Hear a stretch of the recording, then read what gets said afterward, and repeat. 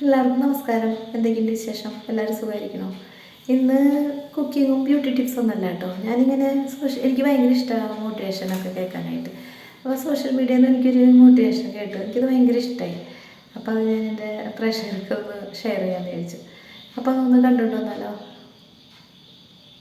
നല്ല സുഗന്ധമുള്ള, നല്ല ഭംഗിയുള്ള പൂക്കൾ കായ്ക്കുന്ന ചെടിയായി നമ്മൾ മാറണം.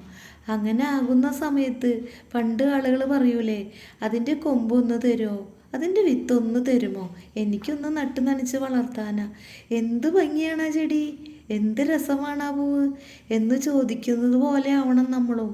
പക്ഷെ ആരും നമ്മുടെ ഉള്ളിലെ സ്നേഹത്തെ കഴിവിനെ ഒന്നും തിരിച്ചറിഞ്ഞ് നമ്മളെ നട്ട് നനച്ച് വളർത്താൻ ആരും ശ്രമിക്കുന്നില്ല എന്നതാണ് സത്യം.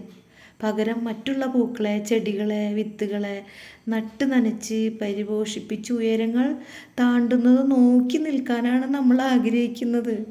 അത് തെറ്റാണ് എന്നുള്ളതല്ല. നമ്മൾ നമ്മളെ ഒന്ന് സ്നേഹിച്ച് നോക്ക്, നമ്മളെ ഒന്ന് മനസ്സിലാക്കി നോക്ക്.